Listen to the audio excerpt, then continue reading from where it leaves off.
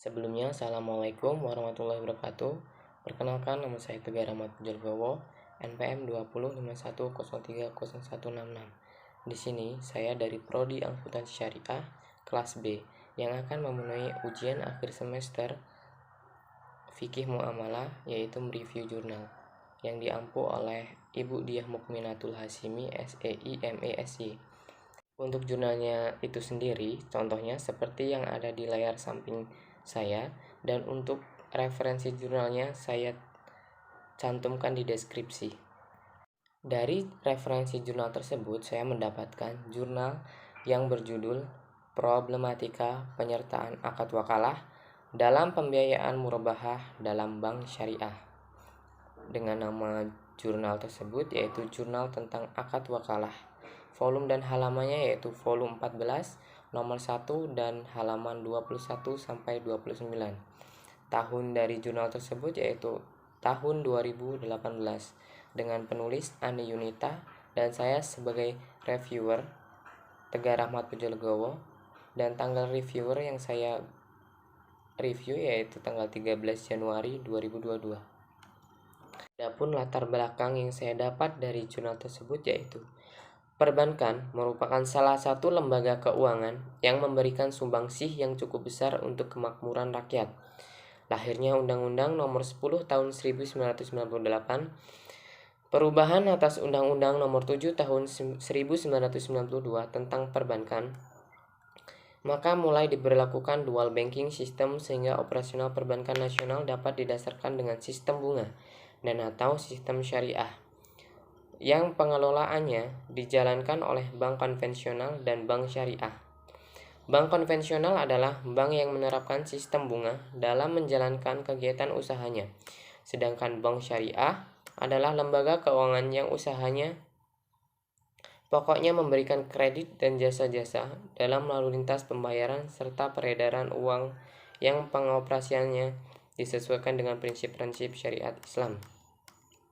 Seiring dengan perkembangan sistem perbankan, produk pembiayaan murabahah pun mengalami modifikasi pada tataan prakteknya. Produk pembiayaan ini tidak hanya menggunakan akad pembiayaan murabahah, tetapi juga menyertakan akad wakalah di dalamnya. Kombinasi akad yang dilakukan oleh bank syariah menunjukkan dengan kejanggalan dalam proses penyertaan wakalah. Menurut fatwa DSN MUI 10-DSN-MUI-4-2000 tentang wakalah, maka wakalah dapat diartikan sebagai pemberian kuasa dan kewajiban oleh bai kepada mushtari sehingga penerima kuasa untuk membeli barang. Bai seringkali tidak memiliki barang kebutuhan mushtari dan juga tidak memesankan barang kebutuhan mushtari kepada toko atau supplier. Bai justru melimpahkan kuasa pembelian barang kepada mushtari dengan menggunakan akad wakalah. Ini berarti bai hanya menyediakan dana yang dibutuhkan mushtari untuk membeli barang, kemudian mushtari yang akan membeli barang kebutuhannya sendiri.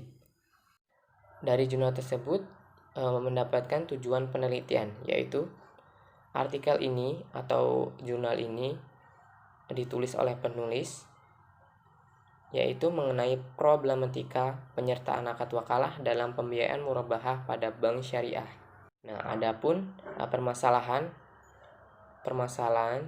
yang dapat disimpulkan dalam jurnal tersebut yaitu beberapa dekade diterapkan di Indonesia, ternyata bank konvensional tidak mampu memberikan solusi yang terbaik untuk rakyat. Apalagi di saat ini Indonesia dilanda oleh krisis moneter yang mengakibatkan proses pemulihan ekonomi sangat lambat. Hal ini karena belum bergeraknya sektor real, di mana sektor ini hanya akan mampu bergerak jika mendapatkan kredit murah dari perbankan.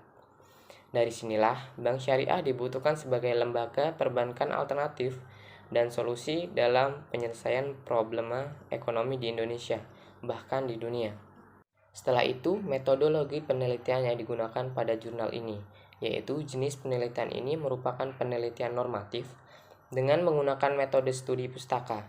Pencarian bahannya didasarkan pada hukum primer, sekunder, dan tersier, sehingga penulis dalam kajian ini akan mengkaji tentang penyertaan akad wakalah pada bank syariah.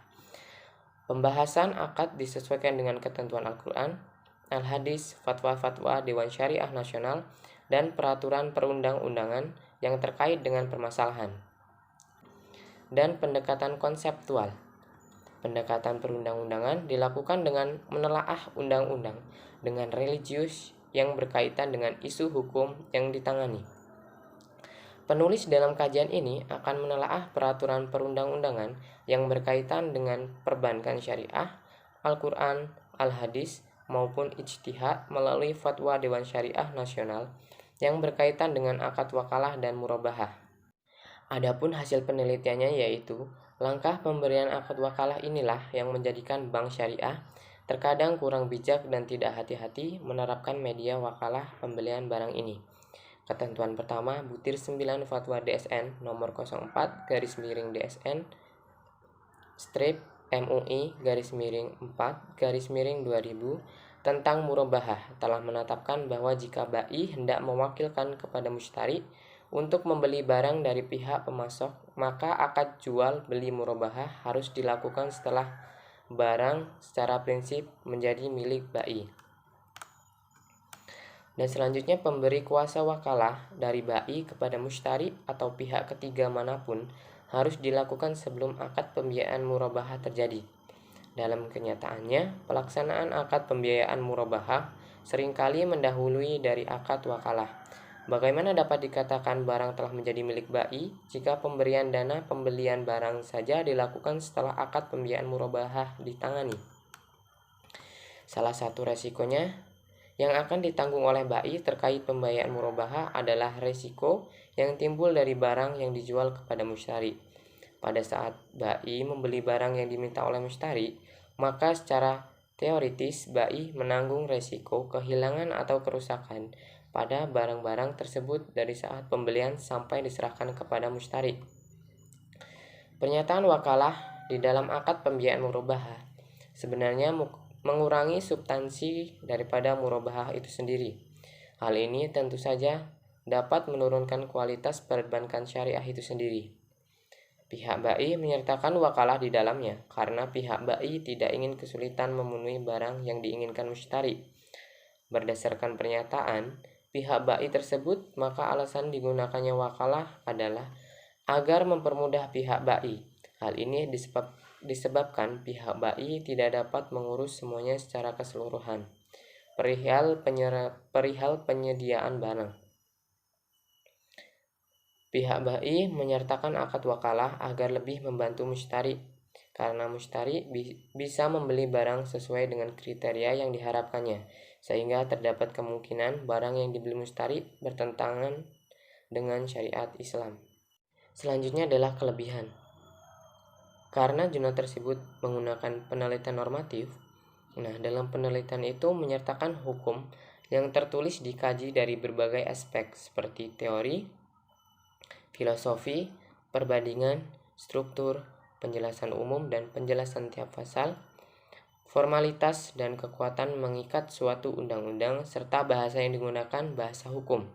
Karena ini, penelitian normatif mempunyai cakupan yang lebih luas.